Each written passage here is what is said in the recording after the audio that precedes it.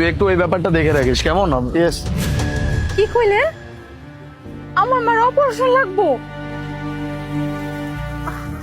কালকের মধ্যে অপারেশন করতে হবে? কয় টাকা লাগবো? 50,000? 50,000 টাকা? আমি এতগুলো টাকা কই থেকে পাবো? কি কইলে?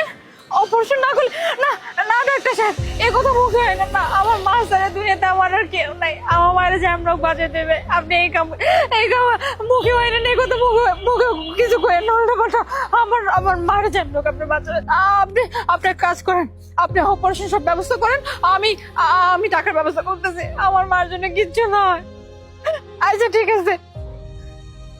আল্লাহ আল্লাহ, আমার মায়ের অপারেশনের টাকা ব্যবস্থা করে দাও আল্লাহ। আমি তো কইয়া দিয়েছি যে অপারেশনের ব্যবস্থা করতে, কিন্তু আমার কাছে কোনো টাকা নাই। আল্লাহ তুমি একটু ব্যবস্থা করো আল্লাহ। আমার মাটা ছাড়া আমার দুনিয়াতে কেউ না। আমার মায়ের তুমি সুস্থ করে দাও। চল। চল। আপু এক কাজ করেন, এই যে এখানে কিছু টাকা আছে, এই টাকাটা আপনি রাখেন।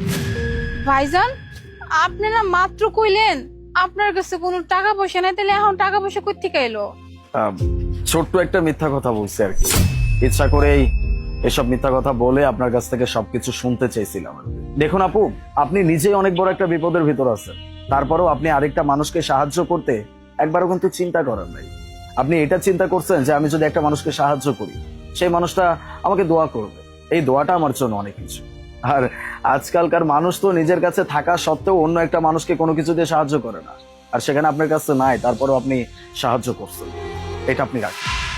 না না ভাইজান, আমি তো এটা নিতে পারুম না। আমি এত টাকা নিমু কেমনে কম তো? আর আমার কাছে তো টাকা নেই যে আমি আপনার এই টাকা পরে ফেরত দিতে পারুম। আপনি কেন এটা নিয়ে চিন্তা করতেছেন? আপনি দেখুন, আপনি আমাদেরকে সাহায্য করছেন, এখন আমাদেরও তো একটা দায়িত্ব আছে আপনাকে সাহায্য করার।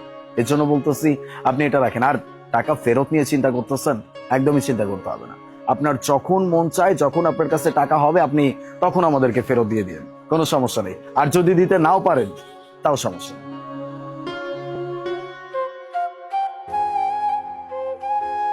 ভাইজান, আপনারা যে আমি কি বলে ধন্যবাদ দিব ভাইজান? আপনি আমার অনেক বড় উপকার করলেন। এই টাকাটা না আমার অনেক দরকার ছিল। আল্লাহ যেন আপনারা অনেক ভালো রাখে।